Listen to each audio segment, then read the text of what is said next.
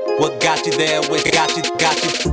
What got you there with Sean DeLaney? I'm Sean DeLaney, and on this episode of What Got You There, I sit down with Scott O'Neill, CEO of Harris Blitzer Sports and Entertainment. So he oversees the Philadelphia 76ers, New Jersey Devils, and so many other high-performing organizations. What I love so much about Scott's leadership ability is his focus on people and understanding the foundational values that you should be basing your life on. He's one of those people that every time you hear speak, you learn something new. And I think he's one of the best performing executives out there. If you're into high performing teams, learning to lead better and being your true self, you are going to love this episode with Scott O'Neill. Scott, welcome to What Got You There. How are you doing today?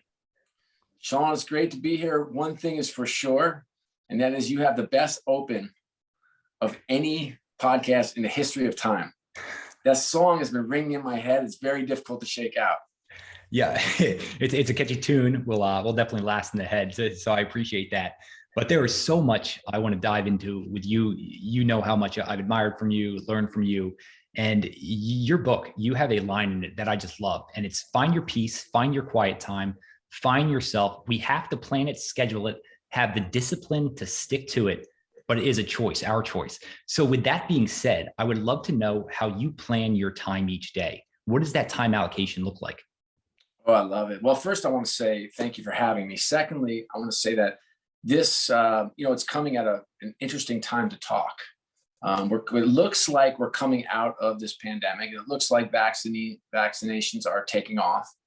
And I've learned so much from this time. And we've all had to allocate our time differently and audit our time differently and, be actually very intentional about what we do and how we do it. And for me, the one thing I start my day with is just try to figure out, I need to do something for my body, something for my mind, and something for my soul every day. And they take different shapes and different forms, but generally for my body, I am one of those Peloton lunatics that you read about. So I get 45 minutes. I sweat head to toe. I'm a total animal, I think. So generally for my body, I'm on the Peloton. When the world opens up, I'll be playing pickup hoop with my crew at work. And we got a 6 a.m. run. It's killer. My legs can't work. I cannot guard a stop sign anymore, but the mouth keeps going like I'm 25.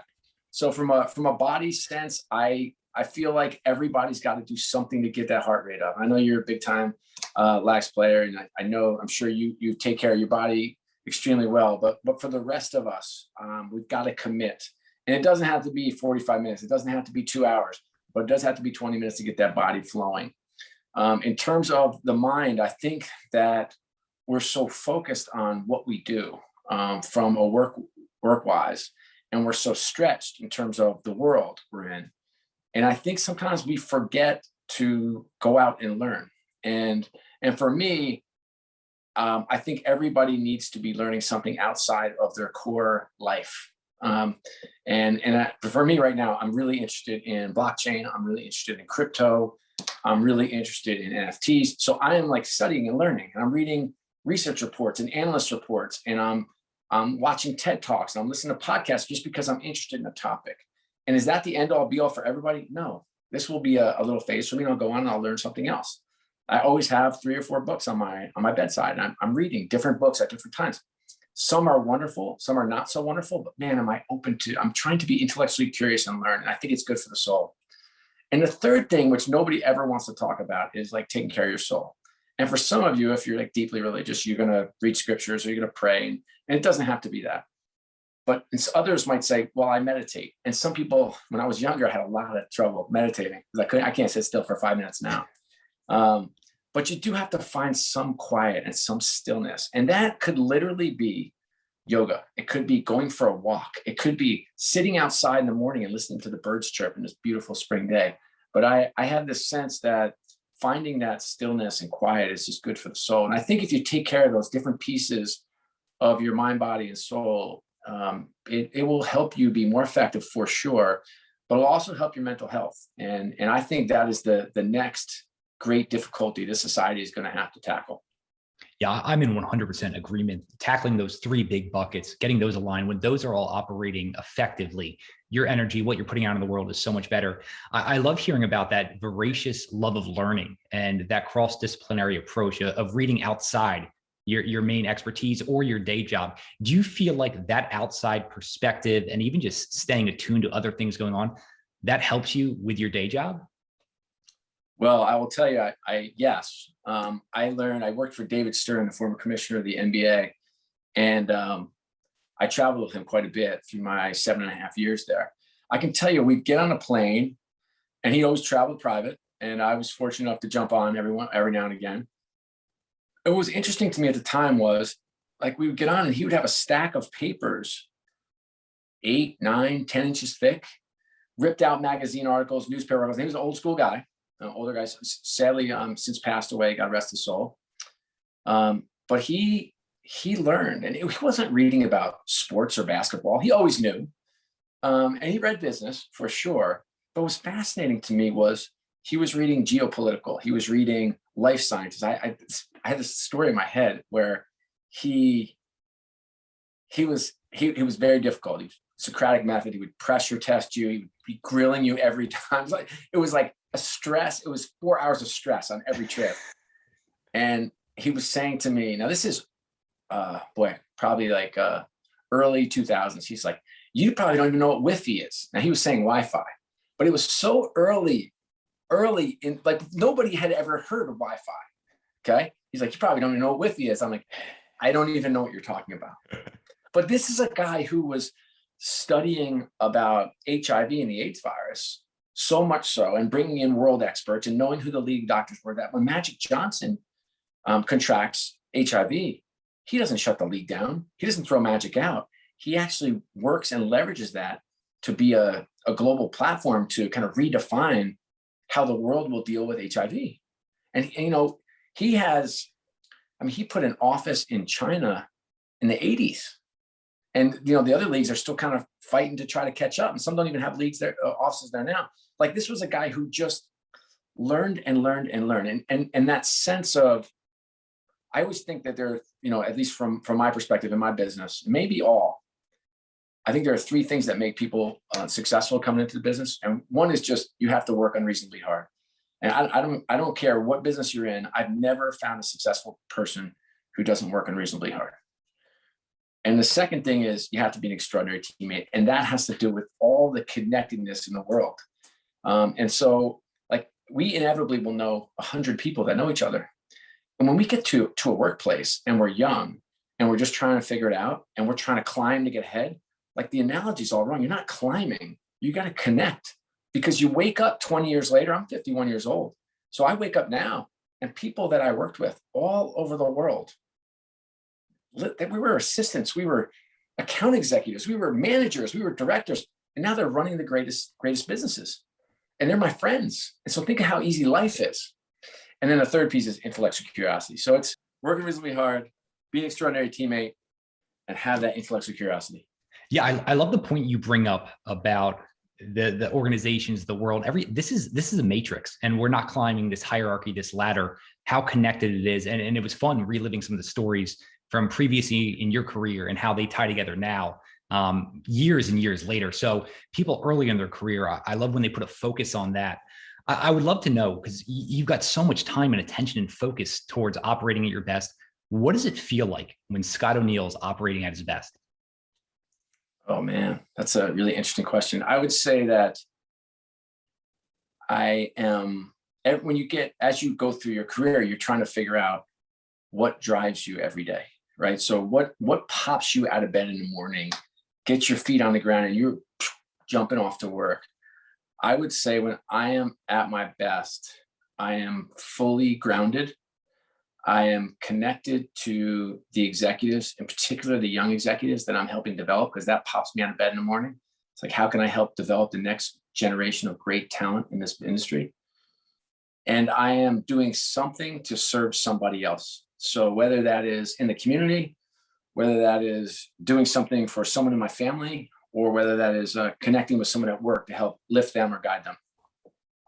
I'm thinking about that talent development. And I know within your organization, I think something like 80% is under the age of 27, 28, something like that. So they're young. I'm wondering, what have you found most effective these days to be able to connect with someone that could be half your age? Sure. Well, I think I'm 25 at heart. I was going to say, I'm not trying to throw you under the bus here. So I've been really blessed. Um, I love this generation. I do. I love the Gen Zers. I really do. I love Gen Y. I love this next millennials. I love all these younger generations coming through. I think that they're smart, they're driven, they're talented, they're connected, they understand themselves and their brands. And there's an exchange for that. And so for that, they will work to their bones. Okay. But the exchange is they want access and they want recognition and they want opportunity. And so as a CEO of a company, you've got to figure out, because they're doing the work, they are going to change the world. These next generations coming up through the pipeline, boy, oh boy, brace yourselves. We are going to have a run. And it is so exciting and invigorating, but they want to know what the heck is happening. And so as a leader, I've got to be more transparent. I had 2 roundtables today.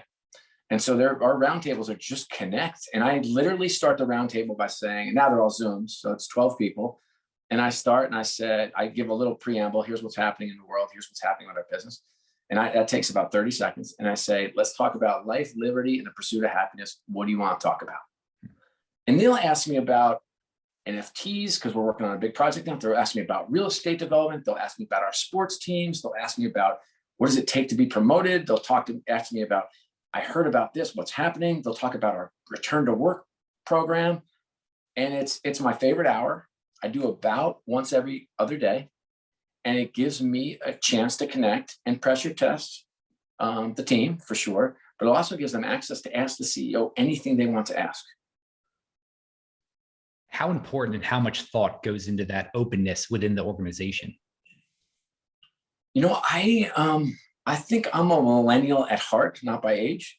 And so I wanted access when I was young. And I had this leader growing up. His name is John Spolstra. He was the president of the Nets. His son, Eric, is the head coach of the Miami Heat, one of our hated rivals, but nonetheless, a heck of a basketball coach and a wonderful guy. I've known him since he's about my age. I've known him since he was playing basketball in college. And his dad did that for me. So as a 22-year-old, there were 7 or 8 of us that he would take out to dinner once a month. And I think about that. And I think about, man, I'm 22 years old and I'm going to dinner with the president of the organization. Like, what message do you think that sent to me? And so like as a CEO now, about John's age, John Spolster's age, when he was my boss, I think about every new sales class that comes in, I sit with them. Every class that comes in. And, by the way, it's fun for me. But man, what an opportunity. I give them a book when they come in and they have to read it and send me a note. It's called Leadership and Self-Deception. I think it's the best book ever written. And they have to write me a note and it says, here's how this might impact me at home. Here's how this might impact me at work. And then I respond back and now we have a dialogue. So now they walk in, they're like, okay, I'm connected. I'm connected to the boss at 22. And what I tell them is like, I give them my success formula. I tell them it's like, they have to lead and that they're responsible for this culture. And so they're empowered to go now make this company great. And so there are some little things we do, but I will tell you, I have been so blessed and fortunate to work with such incredible people. I've just named 2 of them with John and David Stern. But man, oh man, oh man, you have these lessons in life and they just keep coming. And so it's kind of incumbent upon us. I always say palms up, meaning this, as opposed to crossing your arms. You can't see me if you're on this podcast, but I will tell you, I promise you, I'm crossing my arms. When I'm crossing my arms, I'm closed off. When my palms are up and my hands are out, I am open. I'm willing to listen. I'm engaged in learning and I'm interested in what you have to say versus trying to be interesting and dictate the conversation. Scott, one of the points I absolutely love, because I know this has had a tremendous impact on my life, is when someone up in that organization, they even just show they're paying attention.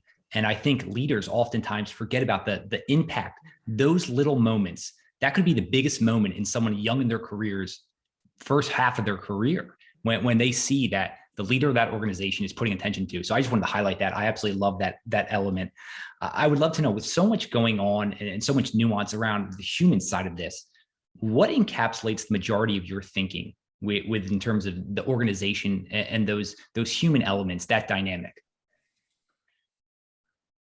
Well, I think, I come from a family of leadership development consultants. So since I was 5 years old, I was collating decks for my folks who would go out and consult with Xerox and ADP and McDonald's and Texaco all over the world. It was a little mom and pop business, literally mom and pop business. But they had these incredible clients. And our home was very much a laboratory. I think as I look forward, there were 5 of us born in 6 years. And 4 of the 5 of us are running companies. And my sister, who's the smartest of us all, is just going back to school. So I'm sure she'll be running one shortly. So it's a definitely, and those are my best friends in the world. And those are the ones I reach out to when I'm looking for thoughts, when I need advice and counsel, or I need to get my head straight. And when I say I get my head straight, it means it's like, we have to understand the impact and influence we have and can have.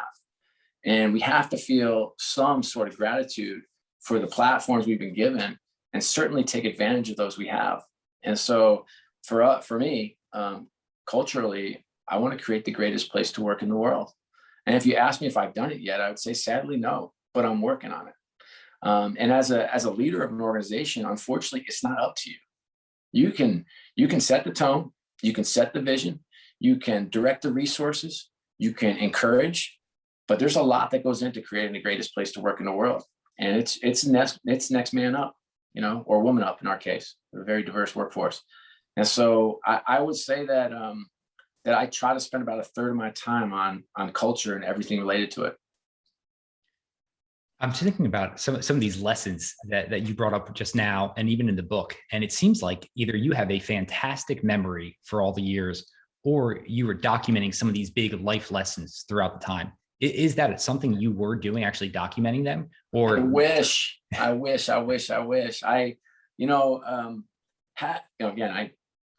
of the gentlemen I work for have been so impactful and impressionable, and they're all in my life.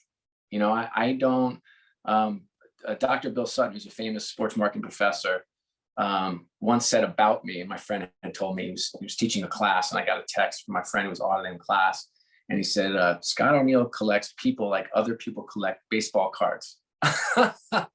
So I from my sense, I've had these lessons, and they keep coming back around because I keep having these incredibly influential people in my life. I will tell you another, sadly, as I'm getting older, my mentors have gotten older, but I remember being on this interview that my mother had set up because I was bouncing in a bar when I got out of college instead of going to work like everybody else.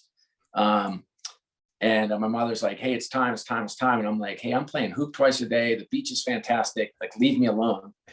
And I went on this terrible interview. Essentially, my car broke down. I had to borrow my friend's suit. I'm a regular sized guy. He's a big football player, so didn't look so good coming in. And this guy, Paul Bugley, says to me, he's like, hey, kid, you don't want this job, do you? And I was like, nah, I don't. And he said, look, when you're ready to do this, like, come call me. Like, you seem like you got some stuff together. You seem like you have your he used a curse word, but it together. And I said, thank you. I appreciate that. He's got like, anybody that would want to work here would have been at Nordstrom's first thing in the morning, bought a new suit, bought new shoes, bought a belt, and come here and put it together, And what I wanted to say at the time was, I hitchhiked 90 miles to get here, borrowed clothes, borrowed a car. Like, that's an effort. But he's like, that's not enough. And it was such a great lesson. It was terrible talking to my mother the next day, but nonetheless, after I got through that, it kind of jolted me back. And so, and amazingly, I think most people in the world would have never thought another day about Paul Bugley. But me, like, I got my first job. I sent him a note. The note said, Paul, Scott O'Neill, you probably don't remember me, blah, blah, blah. Hey, you gave me this advice and I followed it. The next interview I had was with the New Jersey Nets for a marketing assistant. And here's what I did. And I got the job, and I have you to thank. And I just want to say thank you. If you ever need anything from me, ever, please call me. Here's my phone number. And I stayed in touch with him for 25 years. And I think about this is not to pat myself on the back. It's just it's my DNA. But I will say, like, life is easy now. You don't have to write letters. You know, send a text or send an email or stay connected on Facebook or LinkedIn or Twitter. Like there's so many opportunities and avenues to stay connected to people who influence and impact you in your life. I think one of the missing ingredients is it's the next step. It's like saying thank you. Scott, the reason I love that story so much is because it would have been so easy in that moment for you to blame him and say, you know what? No. I hitchhike. I did all the work. This guy just doesn't know what he's talking about. You could have been young. You could have been arrogant. And you didn't. You looked in the mirror. And that makes me think of a story you talk about with Jeff Robertson. And he had this bit of advice of you have to look in the mirror and stop blaming other people. I would love for you just to talk about Jeff Robertson and that story, because I think that's just incredibly impactful. Sure. Thank you. I will say, you know, I've made a lot of mistakes. Like I talk about life and success being, when I was young, I thought it was so linear. And I would read these stories about these executives who were fired or bankrupt a company or had a misstep or mistake. And I'd be like, never me. I was going to the moon and straight to the moon. And it just doesn't work that way. And you have all these opportunities in life to learn. And you learn a lot more when things go south. And so I was a young executive at the NBA, extremely confident. So if you think if I sound confident now, you should have seen me at 28. And so I volunteered. I opted into the WNBA meetings. I went to my boss and I said, I want to sit in on the WNBA. And he said, Scott, no, you do not want to sit on the WNBA. I said, I do. I said, so I was working for this group called Teambo that consulted with other teams. And I said, well, I want to understand what's happening at the league so I can help the teams. So I sit in my first meeting, and it's a bunch of incredible women led by Val Ackerman and me. And they're saying like, we want to market to teen girls. And I was like, I promised myself I wasn't going to say anything, you know? So I was almost sitting on my hands, just saying, don't say anything, don't say anything, don't say anything. Just listen, just be a participant. And I said, well, you know, my friend, he manages NSYNC and he owes me a favor. So if you want to get to teen girls, like I'll just call him and like, this thing's over. You know, it's the hottest band in the world. It's a boy band at the time. And so we come up with this program. I call my friend. He's like, yeah, definitely. And we'll send personalized videos. We'll launch an album there. We'll send autograph stuff. We'll do shout outs. We'll do a radio promotion, blah, blah, blah. All this incredible. I mean, of all the programs I've ever been a part of creating, this was by far the best. And it crashed and burned. Okay. Like any measure, any KPI, anything that you would look for to say like this was a success would not have hit any grid. Okay. So there was a gap between what I thought was going to happen and what happened. And I blamed everybody. So it's the reverse of what you said. It wasn't me. You talking about? I delivered NSYNC. I delivered the hottest band in the world. I connected all these teams like me, you know? And so at that time, I'd gone to see Jeff Robinson, who was the VP of HR at the NBA. And I went in. It was a 6-month check-in. He's like, how's it going? I'm like, it's terrible. He's like, Scott, what are you talking about? Terrible. I was like, it's awful. He's like, what's awful? He's like, this place is awful. He said, the NBA is awful. Yes, my experience is terrible. And I rattled off all these problems and what was wrong and how to fix the onboarding and how to do this and how to do that. And I said, and here's a program that didn't work. And let me tell you why everybody else made a mistake and why I didn't. And he gives me the speech. He's like, you know, have you checked yourself in the mirror? Look in the mirror. Me? What? He said, oh, well, Scott, here's the deal. Here's the way this place works. It's matrix. I said, I don't even know what that means. To be honest, I don't even know what that means. What does that mean? It's a matrix. He said, well, you know, you have to know somebody in each box to be effective here. How well do you know the person in marketing? I don't know. Do you know Danny Mizels? I don't. He's a good friend now. No, I don't know. Greg Winnick? Nope. How about Tom Corelli? Nope. Carol Albert? Nope. I said, who are those people? They run entertainment, marketing, digital, and media. So how could that program work if you don't even know who they are? And I said, well, what do you? I said, I'm on the road. That's where I add value. He said, what does that mean? I said, well, I'm working with the teams. I have 51 teams. I got to split. I have 25 teams to hit.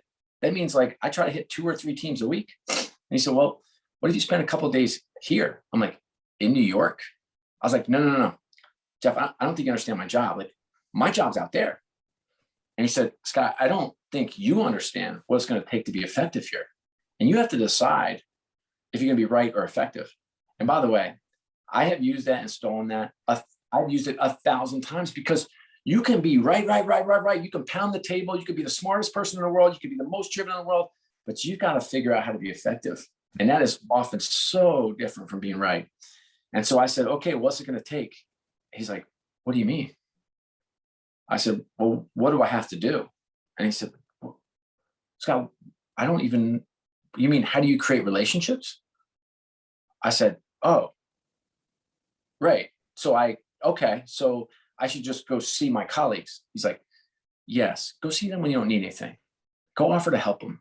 It was so simple, like this simple little lesson, this little nugget is about, and so I did. I came off the road 2 days a week, and I would spend one day in the Secaucus office. By the way, at the time, I didn't even know he had a Secaucus office.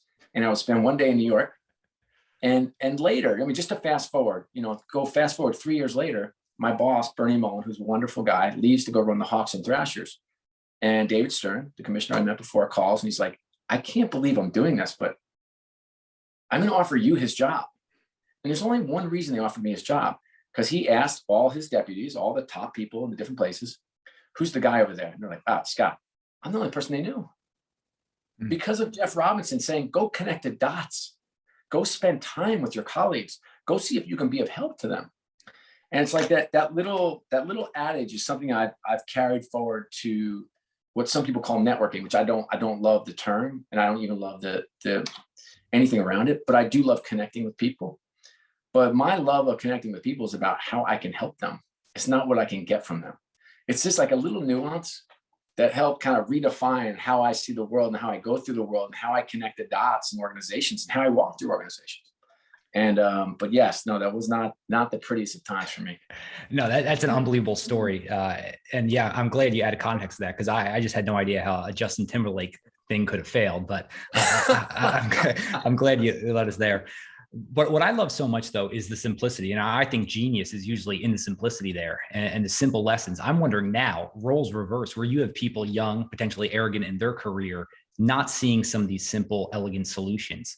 How do you teach them? Because sometimes the mentor can say the simple lesson, but they're just not ready to see it yet. I'm wondering, when you run into that scenario, what does that look like? Yeah, it's a good question. We have two forums to have those discussions. So one is we take our leaders and director. If you're managing anybody, you come to what we call a go forward, because we don't retreat. So we have this go forward once a year, and it's the content is put on by internally. So it's considered like a great honor to be asked to facilitate one of these sessions. And then we put, these folks through a pretty intense 3-month training to get them ready to facilitate in front of 200 people. And oftentimes you'll have people in there that are, afraid of public speaking or have anxiety or have never done something like this. And so we have to get over like the actual physical delivery. And then we actually leverage some content to get them to be experts in content. And then we teach them how to build and how to deliver. That time is invaluable, because we get the leaders of the organization get a lot of time with the up and coming stars in the organization, a lot. So we're meeting at least once a week. When we get closer, we'll meet 3-4 times a week. And so when you build that bridge and that bond, you get trust, and with trust comes the license to deliver feedback. And so that's one way.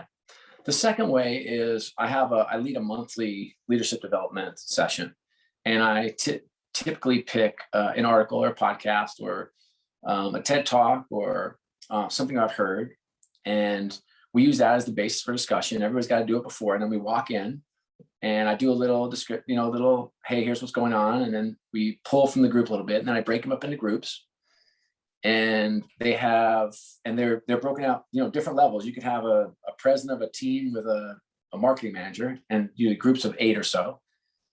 And we talk about real issues. So we have sessions to talk about trust and feedback and communication and so it gives us a forum to discuss and debate. This is not, my style is it's different. It's not hierarchical, or I don't think I'd have been a good general in the Army. It's very much team-based. We manage, so to speak, I would say, like, we run the organization for the top 5% versus the bottom 5%. So how might that show up, for example? So vacation policies, and some of my biggest frustrations in my world have been growing up and being like squeezed by finance, squeezed by legal, squeezed by HR. As I've gotten older and higher in an organization, I'm like, okay, now I understand the value of control functions. However, I just want to make sure that when we're setting up policies and procedures, that we're setting them up to create this greatest place to work in the world. And to do that, I think we have to set it up for the stars. I don't think, for example, think about vacation policy. So how frustrating is it? I remember my first job I had no overtime, no benefits, no vacation.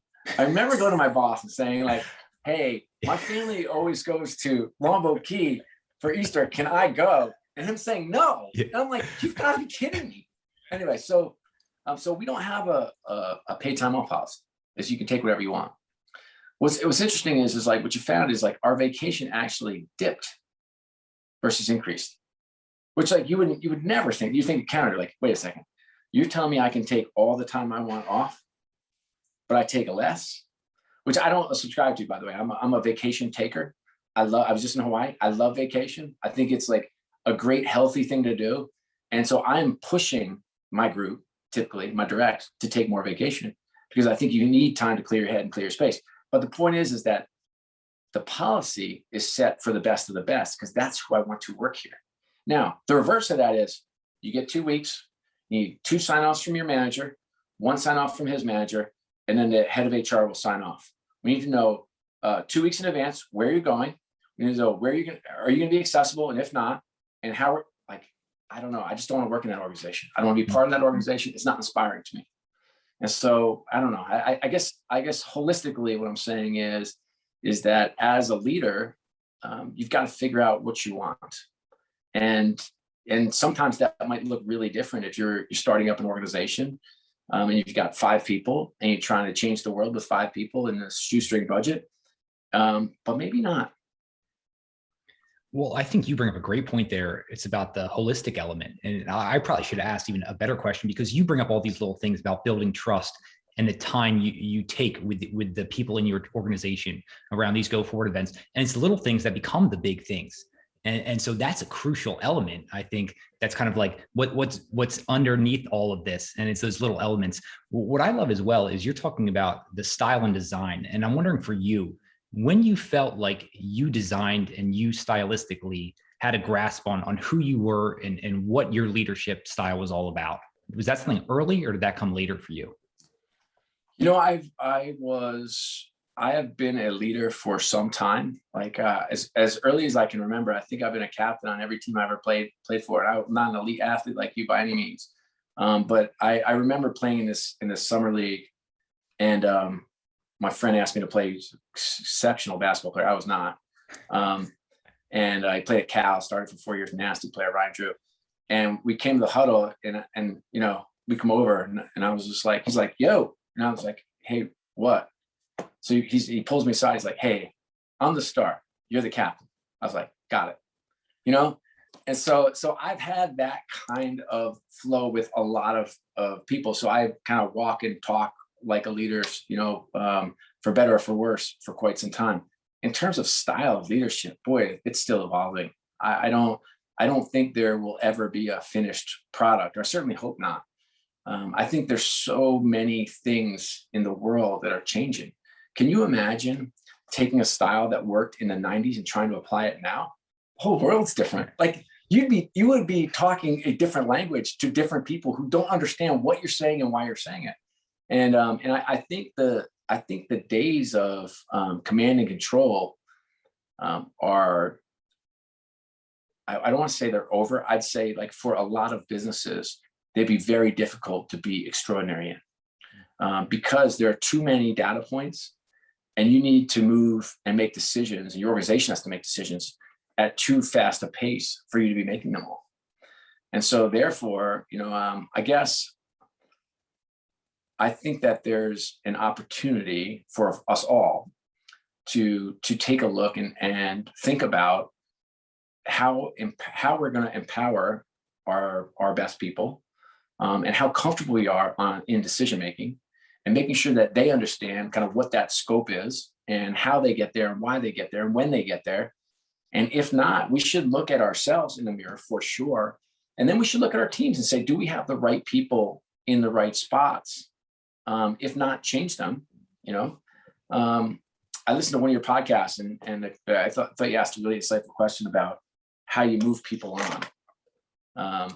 And I do want to touch on that a little bit. I think it's like, talk about the evolution of as a leader.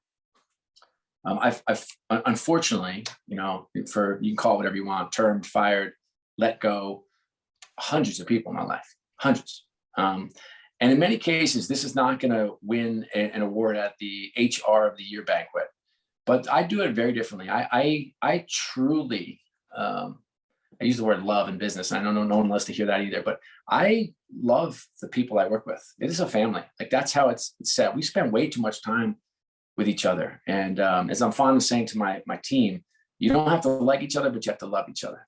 Meaning when they fall, you catch them. It's like, you don't have to go to dinner with them, but you better love them. It's like your brother, your sister, when you're a teenager. And so when somebody is struggling, I typically pull them aside and say to them, hey, you're the same smart, talented, creative person that we hired 2 years ago. Like, you're as wonderful now, better than you were 2 years ago. Something is not working here. There's not a fit. And so whether that is your manager, me, the style, the way the place works, circumstance, it's just not fitting. And so you're not going to have much of a future here that is going to carry you in your career. So let's talk about what the next 6 months looks like. And let's talk about what place you think is going to inspire you to optimize who you are, to allow you to be the best version of yourself. And let me be on that journey with you to help you get there. Think of that. Okay. Now, 100 things can go wrong. They don't, but 100 things can go wrong. The person can go off the grid. They can tell everybody what a terrible person I am. They can cheat the company out of something. Whatever those hundreds of things are that go wrong. They don't because they know that I love them, and they know that I'm here to help, and they know that I'm invested. Now, we have a contract, if you will, not a physical contract, but a contract. And I say, like, you have to do your job at the highest level. You have to work as hard as you're working. You have to be an extraordinary teammate. For that, you got me. Okay. And let's spend the next 6 months figuring out where you're going to end up. And so they oftentimes leave and nobody knows. That's between me and that person every single time. And I get Christmas cards from them, And so because I'm not putting their family at risk, I'm not putting them at risk, I'm not giving them reputational risk, I'm not, we have a reputation as a really good place to work where talented people work. I don't want like a scarlet letter on them that says they can't hire them because they didn't hack it because it has nothing to do with it. It's just the situation and the circumstance. So I think there are ways to treat people that apply to work and home and community and family, and I think we've got to surround that, and I think as leaders, especially at a time where we're coming out and we're all isolated and distanced and wearing masks and disconnected, it's like, now is the time as the leader, we got to pull everybody together, and we've got to go 1 or 2 or 3 steps further and better than we have or will, to make sure that we are supporting those who are driving the organization. Scott, that's just an incredible approach there. I feel like a very refreshing approach. And you can just see how deeply connected and rooted you are with your people, looking out for their best interests. And I was going to ask the question around collecting people. And I hate that phrase, but it seems like you've had such an impact on so many people throughout their lives. And one of these small things, it sounds like that you do, is around this element. I'm wondering what else you've done for those people ahead of you that have been mentors for you, where they say, you know what, I really see something in Scott, or I did see something in Scott, and I'm going to go to bat for him. What are some of those other elements that you've done and put on throughout your career? Good question. It's interesting. Like as you come up the ladder, sometimes you become like I've jumped some of them in terms of their roles, which is really strange. So someone who mentors you when you're 25, and then you walk back 10 years later, and you're their senior in terms of like corporate whatever.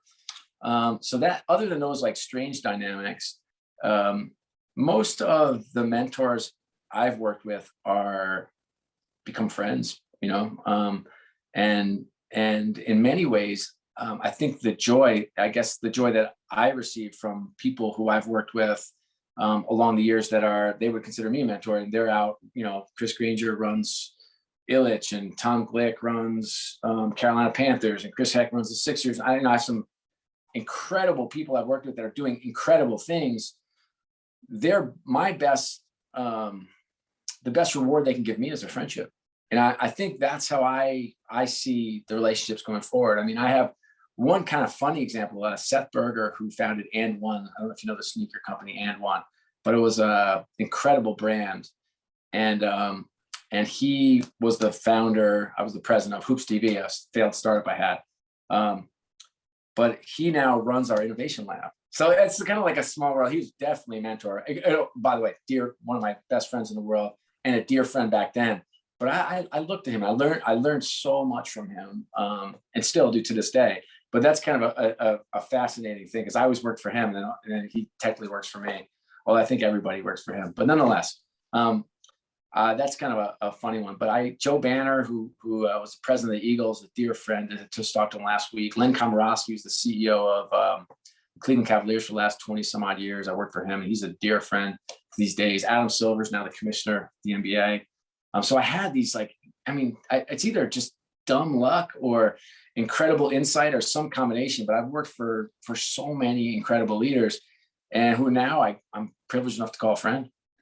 Scott, you mentioned N1. I don't know if you know my age here, but come on, N1 mixtape tour. I mean, I was glued to the TV every day here. I played against those guys. I had the ball bounced off my head. I had a dribble between my legs. It was infuriating. But at the N1 gym, because our off was next door, and so we would play with them in their off season before their tours. And boy, oh boy, quite a run. Yeah, a lot of good memories in the backyard trying to impersonate and replicate what we saw there. One of the things I love is we're talking about some of these extraordinary people, just some of the people you've listed thus far. For you being able to look into them, are there certain commonalities that are just foundational amongst the majority of these people that you consider high performers, or just have deep, lasting impact with the people that work with them?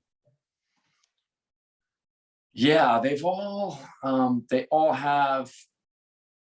I'm trying to think of commonality. I think values. They all know who they are. They know what they stand for, and they're all effective at letting people know. So that's the one clear, they're values driven people. They're all really, really smart.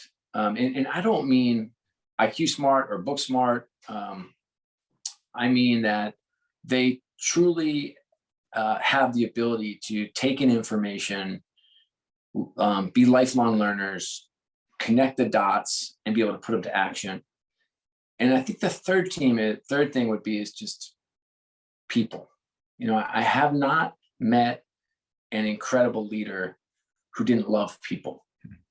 And it all comes in different shapes and sizes, and the styles are all different. It doesn't mean some of these guys are very tough, direct. David Stern was one of the toughest cats I've ever been around.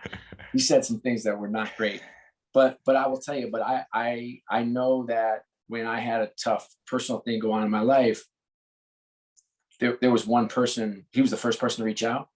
Anything you need, anytime. I mean, I don't know, they had this sense of all these incredible people in my life. I feel like today I could call any one of them and say, hey, I'm struggling, I need X, and I will get it. And I hope they would say the same thing about me. And so I think those are the three things. You bring up values there first, and you know how much I admire you for the foundational values that you live off of. And I remember the first time I read a great piece by you, which was about being able to get out of the office every day at 5:30 to coach your daughter's basketball team. And I'm thinking, here you are, one of the most elite, high performing executives, CEOs on the planet with responsibilities. and you're able to get out of the office every day. And this is even when I was young with starting my family. And I said, wait, if Scott can do this, then like, why aren't more people doing this? And that really was one of those like aha wake up moments for you. I'm wondering for you, what was that aha moment where it's, you know what, I've got extreme clarity on how I'm going to live my life moving forward here. Yeah. You know, I married a very, very strong woman, and very fortunate. You know, I married way over my head, and we were so young. I mean, holy moly. But we married 25 years now. And so I have and she grew up in the sports business. So she's a great grounding force, which is wonderful. And to be blessed with 3 daughters is a gift that keeps on giving. I'm not sure if there's a moment. You know, we both come from really strong families, so we kind of get the family thing. The one real insight for me growing up in the business, because I'm working 150 nights a year, you got to figure it out. Like, you have to figure out like what you're going to trade off, because your life is going to get swallowed up, and you have to figure out what's we say WMI, what's most important. Like, you have to figure out what your WMI is. You have to figure out what you're going to prioritize, and you have to figure out what you're going to give up. Like, what are you willing not to do? Because you can't do it all. It's like, I don't care what anybody says. Like, you can't be great at everything you do. It just doesn't work. And so I know for me, it's like work I am passionate about work. You know, I am really passionate about my family, and I am passionate about my faith. And so what drops off? You know, well, my friends drop off a bit, you know? And so if I want to see my friends, I have them come to a game. Like, that's not great. Like, I've missed a lot of weddings, you know, I've missed a lot of birthdays. I missed a lot of parties, and like, I can't do it all. And that's a part of my life I just took out. And so, you know, there's some other, you know, again, it's like life is about, if you just think about life as being about trade-offs, and once you understand what's really critically important to you, then the decisions become simple. The decisions never become easy, because you don't want to tell your friend you're not going to go to his wedding. It's your friend. You grew up together. It's like, sorry, man, I can't make it.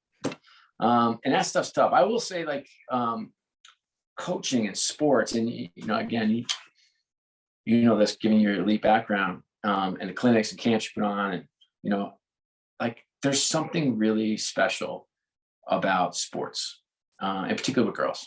And boys have had a competitive advantage for 50 years. And here's the advantage: we all play sports growing up, and whether you were good or bad, you learned some really, really valuable lessons. You learned how to win and lose, hopefully graciously. I didn't lose so graciously when I was young, but I got better at it. Still not great. Learn how to lead and follow. You learn how to sweat and give for somebody else. And you learn how to compete. All that stuff you can translate to business. Every single one of those things. Now, girl sports now are exploding, or have exploded. And I thought that my opportunity with my daughters, you figure it out. Like, you have kids, you know, like, you don't have much time with them. Like, our morning in our house, still, I've got teenagers now, it's chaos in the morning. Like, you don't have any quality time in the morning. Like, my wife and I, we're trying to survive in advance. It's like the NCAA tournament for us every morning. We're like, okay, we did it. Like, nobody killed anybody. Like, let's go, you know? So survive in advance in the morning. And then they've got school. Let's talk non-pandemic school. Then they got sports. Then they got homework. So how much time are you getting? Like, real time during the week? I don't know, an hour? Family dinner, you hope. Pandemic, at least we got family dinner and we got these little connects. But like, without the pandemic, I hope for a family dinner. If not, I'm hoping for 15 freaking minutes a day. So I better figure out how I optimize those 15 minutes. Now, weekends, you got to carve them out. My kids are teenagers. They got boyfriends. They're driving all over the place. They got their friends. So I'm like, get them here. That's my thing. I want them here. I play hoop with them, girls and boys, on Saturday morning. You know why? I mean, I love to play hoop, and I'll play anytime, but it's my connect time with my daughter. Sometimes she's the only girl that shows up, and she can't. I mean, it's like young men, big boys playing.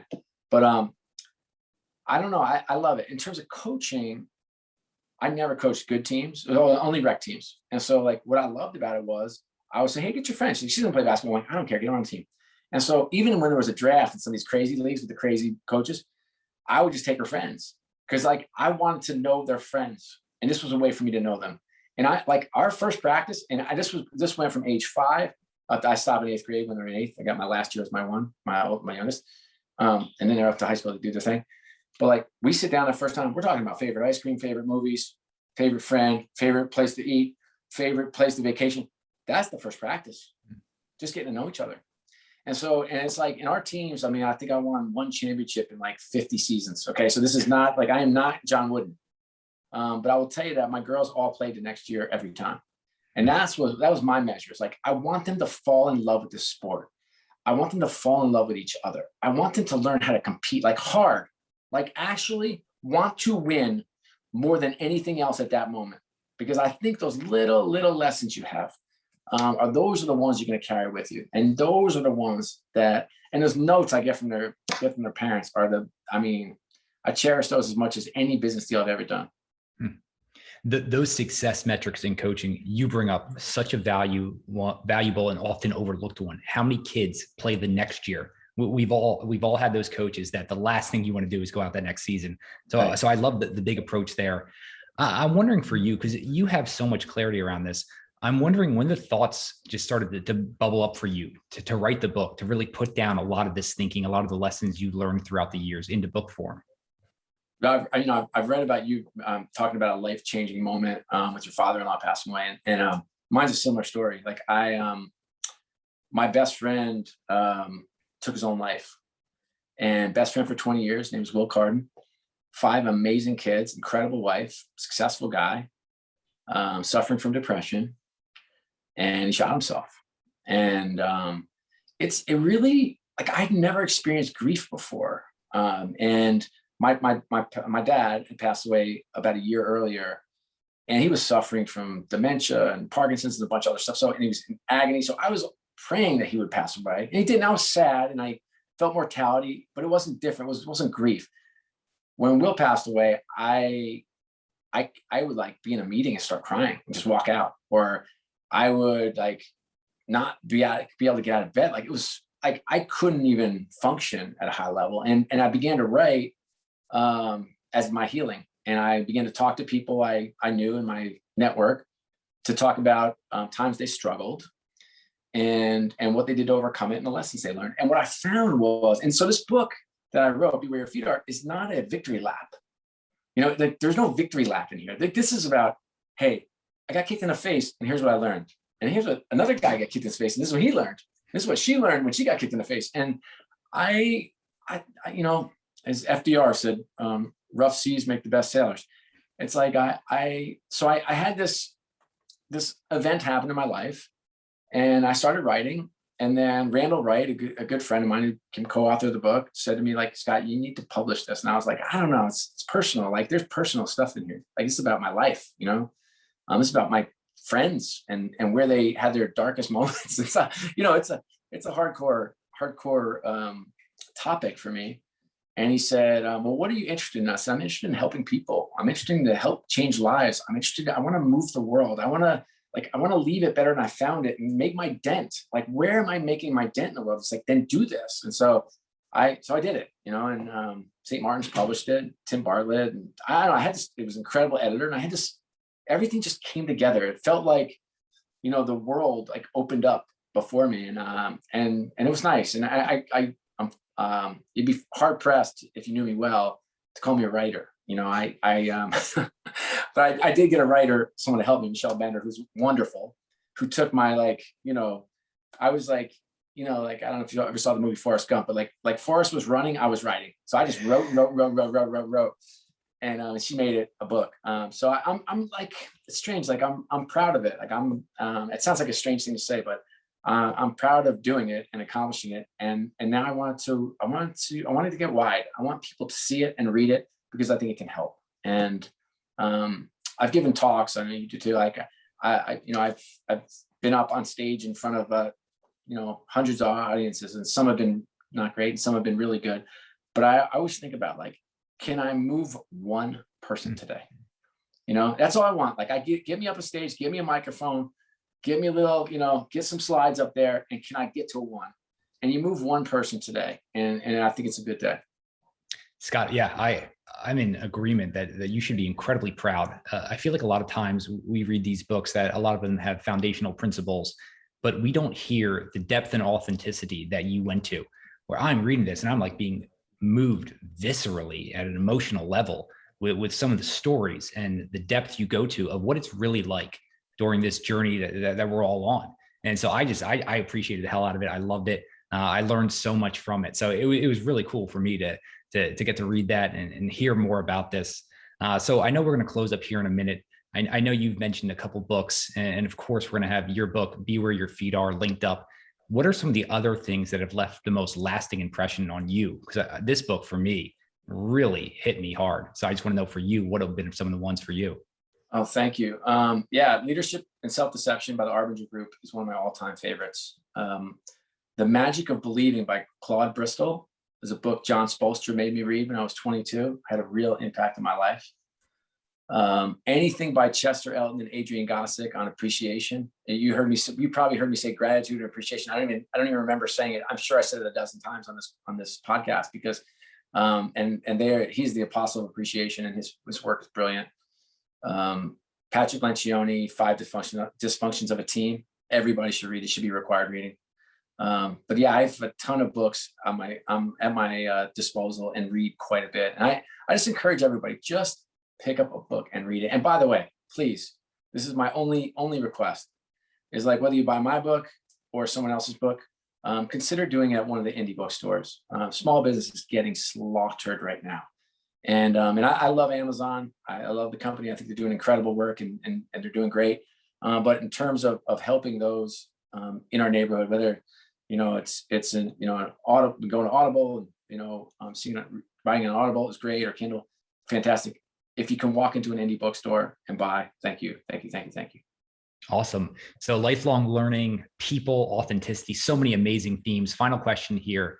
If you could sit down with anyone, do something like this, long form interview with anyone dead or alive, just not a family member or friend, who would you love to sit down and interview? Martin Luther King Jr. I have studied him. I have watched movies about him. I have read books about him. I've seen all of his speeches, and I would love an hour with him. Fantastic answer. Well, Scott O'Neil, I cannot thank you enough for joining us on What Got You There. You are amazing. I wish you continued success and keep doing what you're doing. This makes a difference. It makes an impact, and I will keep being one of your biggest consumers. Thanks, Sean. Got you there with Sean DeLaney.